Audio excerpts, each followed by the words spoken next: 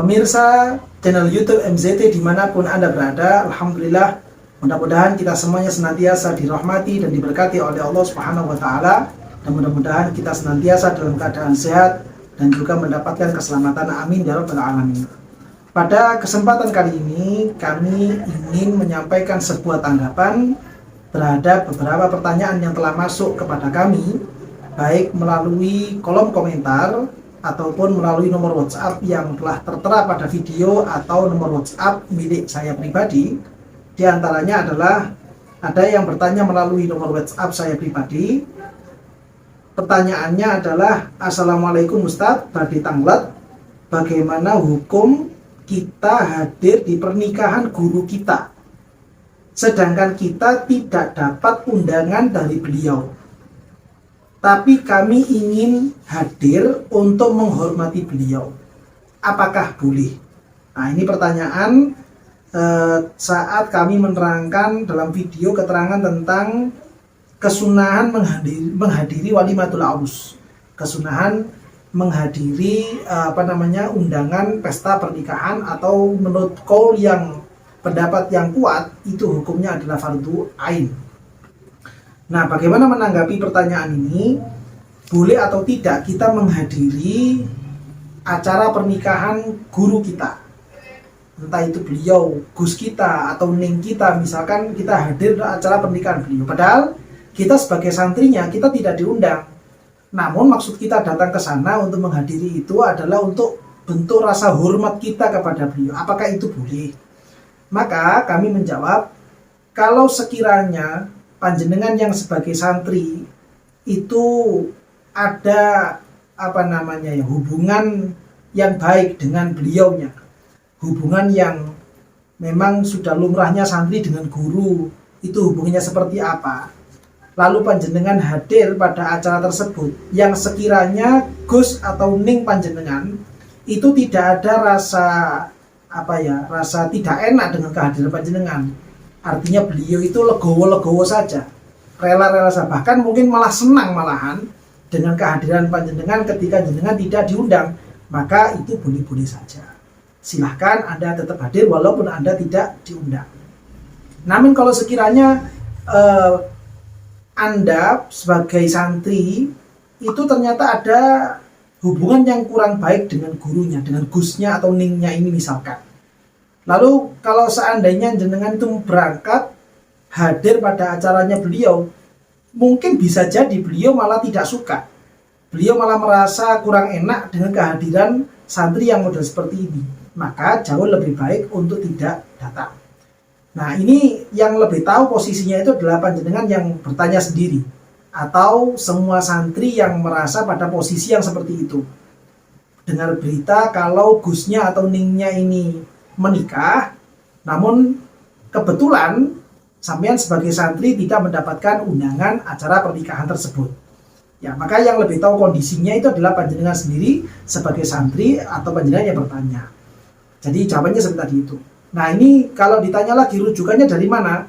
Pada kesempatan kali ini saya ambilkan keterangan dari kitab An-Najmul Wahaj, buah karya dari Syekh Ad-Damiri, yang mana beliau pada tulisan beliau ini di jilid yang nomor 7 pada bab masalah walimah, beliau menukil perkataan dawuh dari Imam Ghazali, yang mana Imam Ghazali menyatakan, qala al-Ghazali wa idza alima ridhahu fayambaghi mura'atul adli wan nisfati ma'rifqati. Ketika sampean sebagai santri bisa mengira-ngira bahwa kehadiran sampean di acara pernikahannya guru tadi itu baik, tidak akan ada masalah, bahkan mungkin beliau itu adalah senang-senang saja, maka jenengan tetap seyogianya itu supaya tidak makan berlebihan. Seandainya di situ ada suguhan-suguhannya, tidak memakan berlebih-lebihan, ya sewajar-wajarnya saja. Kalau umumnya masyarakat atau undangan-undangan yang datang itu makannya misalkan satu piring misalkan, ya sudah ngambilnya cuma satu piring saja. Misalkan, oh enggak, ngambilnya itu setengah piring, ya sudah cukup setengah piring saja. Oh enggak, seperempat piring, ya sudah ngambilnya seperempat piring saja. Artinya ya secukupnya saja, tidak sampai berlebih-lebihan. Nah, itu yang penting. Karena apa? Alasannya dia tidak diundang, tapi kemudian datang ke situ dan beliau rela dengan kehadiran santri yang tidak diundang ini, maka hendaknya adalah mura'atul adli wa nisfati ma'arifqah. Kita yang ngambil secukupnya saja. Fala yang bagi an yakhuda illa ma yakhusuhu aw ma yardu bihi rafiquhu an tau'in la an hayain.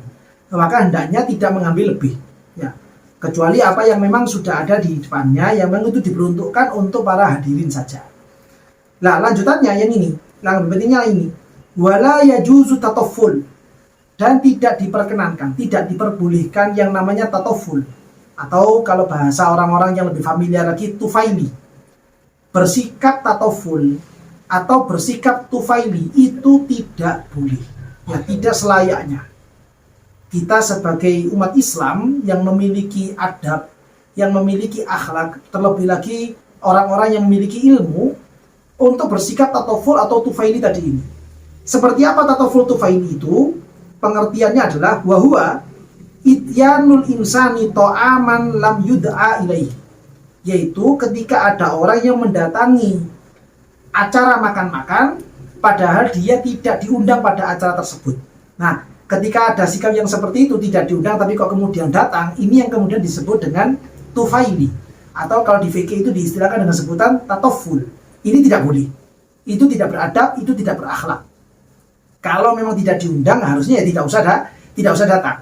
Ini yang hukum aslinya. Illa kecuali idza kana bainahu wa baina sahibid dari imbisatun wa alima annahu la yakrahu dzalik.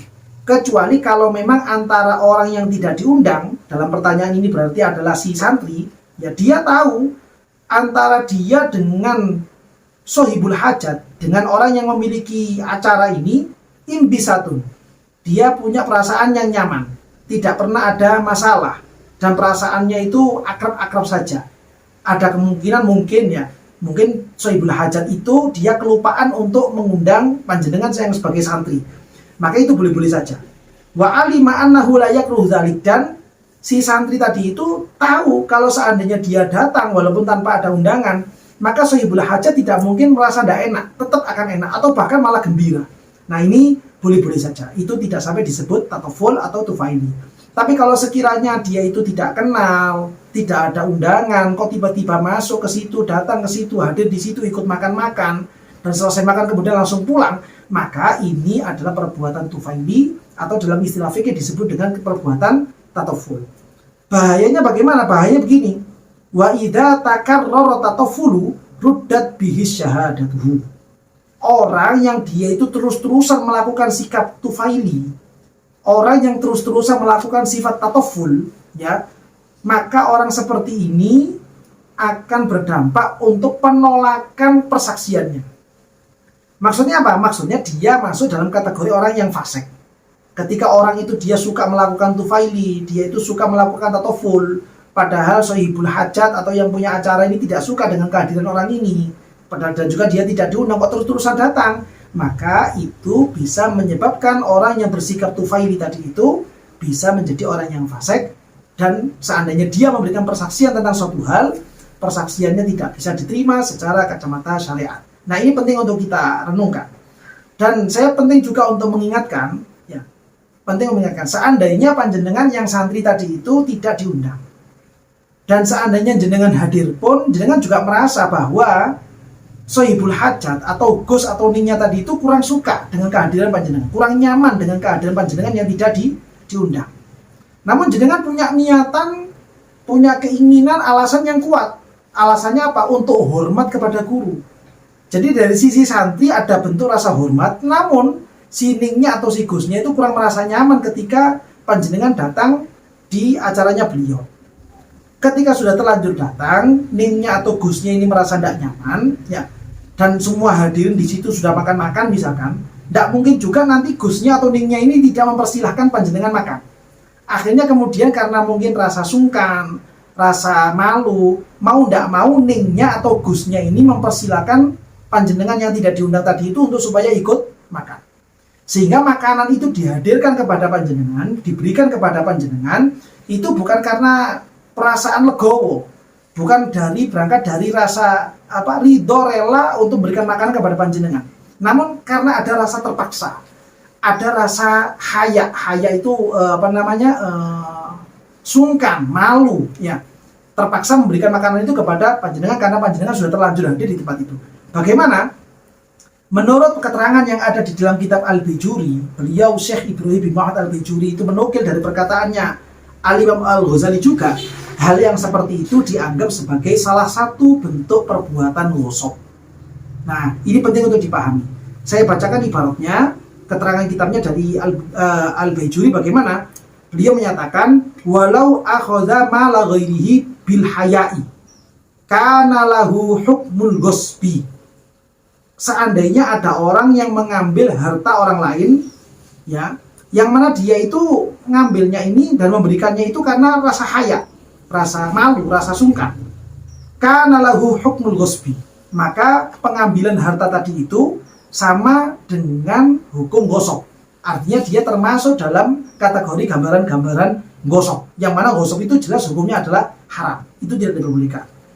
Beliau melanjutkan, faqad qala Al-Ghazali, sungguh telah berkata Imam Ghazali itu pernah mengatakan, man talaba min ghairihi malan fil mala'i ay al jama'ati minan nasi fadafa'ahu ilaihi li ba'ithil haya'i lam yamlikhu wa la yahillu lahu tasarrufu fihi wa huwa min babi akli amwalin nasi bil batili falyahdhar.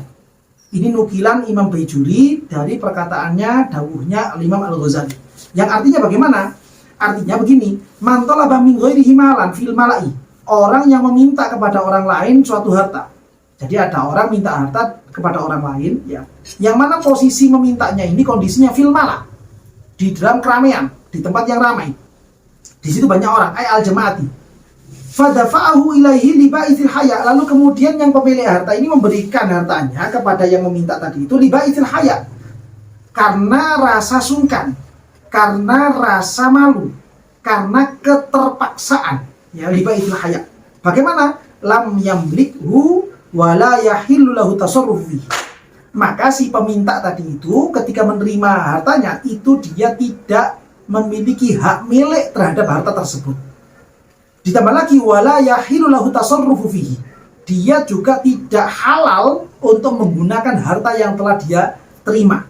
Ya. Wa huwa min babi akali awalin nasbil batil. Itu termasuk dalam kategori memakan, menggunakan harta orang lain dengan cara yang batil, falyahdhar. Maka hati-hatilah dari tindakan-tindakan yang seperti ini. Nah, ini keterangan dari beliau yang penting bagi kita semuanya untuk kita renungkan. Barangkali mungkin kita pernah melakukan itu, atau mungkin kita ada angan-angan untuk melakukan itu, maka hendaknya yang sudah pernah mengembalikan, meminta halal kepada orang yang telah memberi atau menggantinya saja.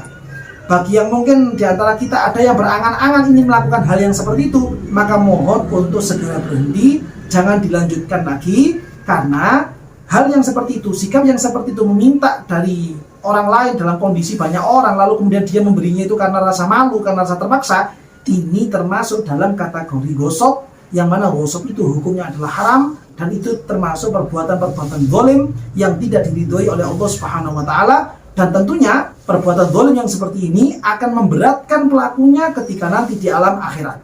Dan ini yang lebih bahaya lagi. Kalau seandainya manusia itu punya dosa kepada Allah, maka itu masih mudah dihapus dengan kita bertaubat nasuha, minta ampun, istighfar kepada Allah, itu selesai.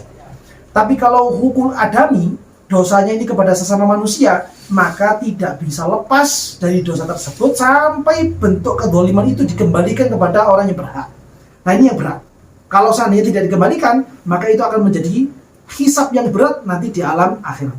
Mudah-mudahan dari keterangan kami ini bisa memberikan jawaban yang memuaskan kepada penanya, dan mudah-mudahan apa yang kami sampaikan juga memberikan wawasan, memberikan kegamblangan, dan mungkin apabila ada yang kurang jelas atau mungkin ada pertanyaan-pertanyaan susulan, bisa disampaikan pada kolom komentar atau mungkin melalui nomor WhatsApp yang telah tertera pada video ini, atau mungkin melalui nomor WhatsApp saya sendiri pribadi. Dan mudah-mudahan kami bisa menyampaikan tanggapan dan jawabannya pada video-video selanjutnya. Mudah-mudahan kita semuanya senantiasa dijaga oleh Allah Subhanahu wa taala, dilindungi oleh Allah Subhanahu wa taala, dan mudah-mudahan kita semuanya, tindakan-tindakan kita semuanya bisa menjadi tindakan yang betul-betul bisa membahagiakan hati baginda Nabi besar Muhammad SAW. Amin ya rabbal alamin.